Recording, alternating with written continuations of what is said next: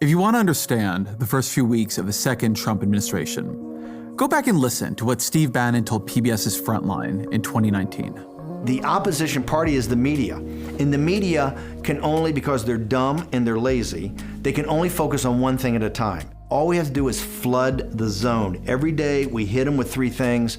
They'll bite on one and we'll get all of our stuff done. Bang, bang, bang. These guys will never be able to recover, but we gotta start with muzzle velocity. So it's gotta start, it's gotta hammer, it's gotta, muzzle velocity.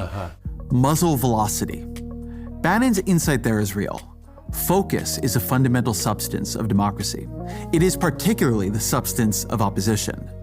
People largely learn of what the government is doing through the media. So if you overwhelm the media, a record-setting number of executive orders. Everybody pardoned. Violence, non-violence. Including assaulting police officers. Birthright citizenship. We live in unprecedented times right now. If you keep it moving from one thing to the next. So far, so good. Is this legal?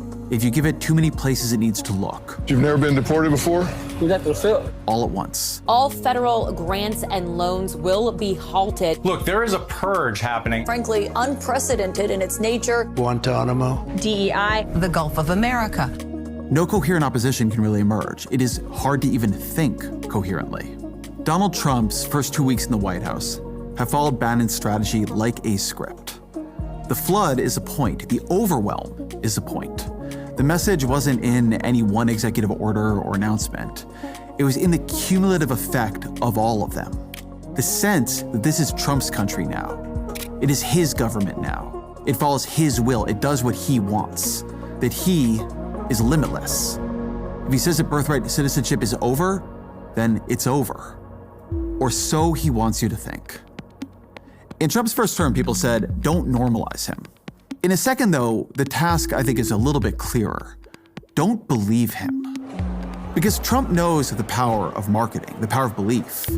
If you make people believe something is true, you make it likelier that it becomes true. He clawed his way back to great wealth by playing a fearsome billionaire on TV.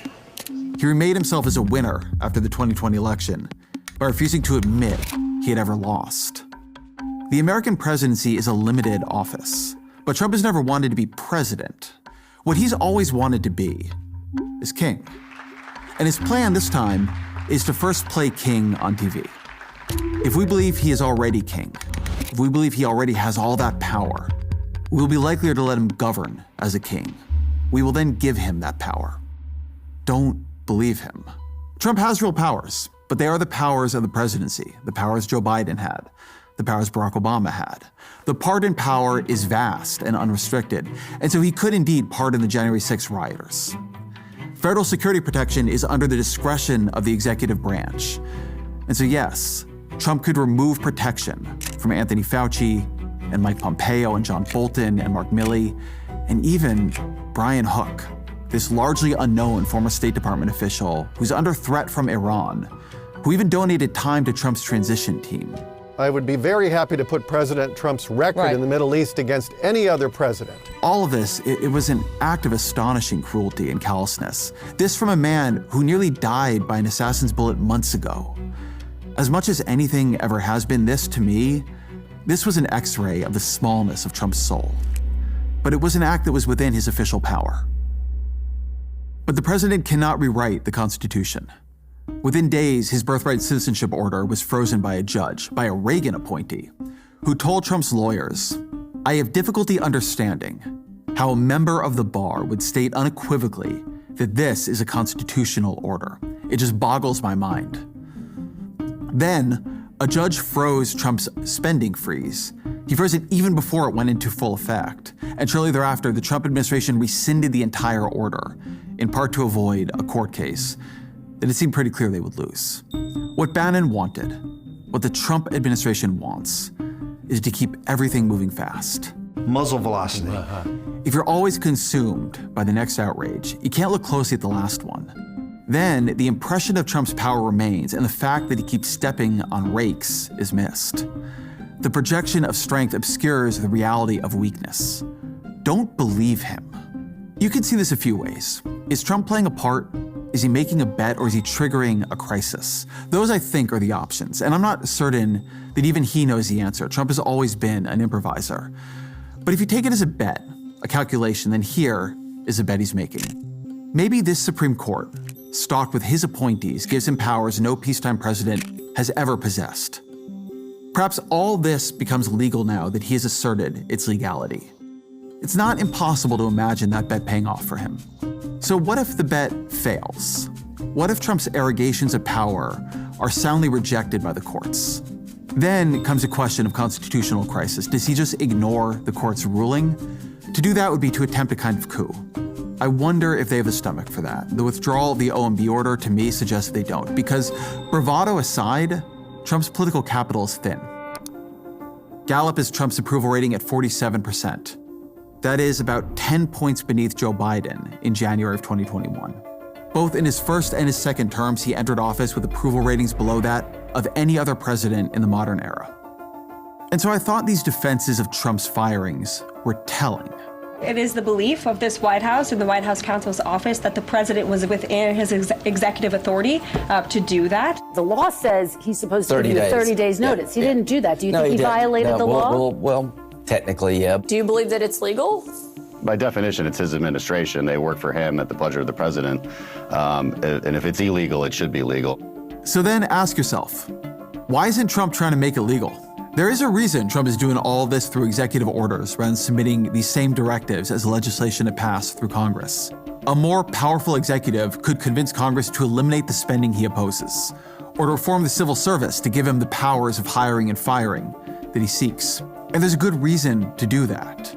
To write these changes into legislation would make them both more durable and would allow him to argue their merits in a more strategic way. He would be reforming the entire system.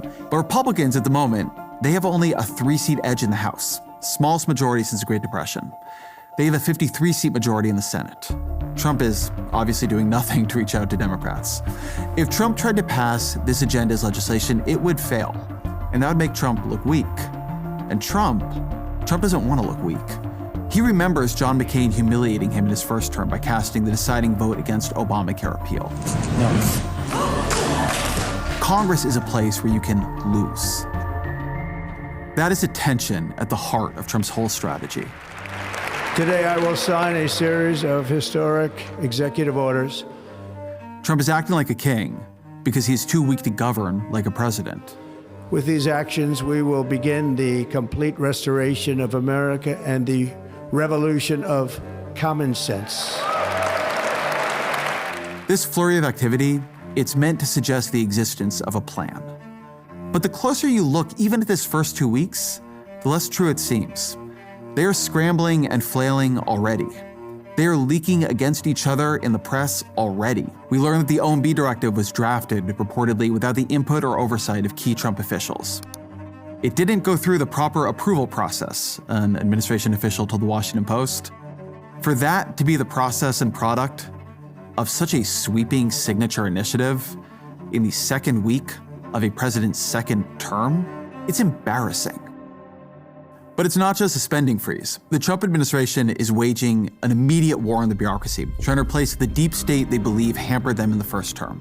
And a big part of this project seems to have been outsourced to Elon Musk, who's bringing the tactics he used at Twitter to the federal government. We're about 20% of the original size. So 80% left? Yes. He has longtime aides now at the Office of Personnel Management, and the email that got sent out to nearly all federal employees even reused the subject line of the email he sent out to Twitter employees after the acquisition. A fork in the road. It's a kind of bragging. Elon wants he wants everybody to know it was him. The email offered millions of civil servants a backdoor buyout. Agree to resign, and in theory, at least, you can collect your paycheck and benefits until the end of September without doing any work.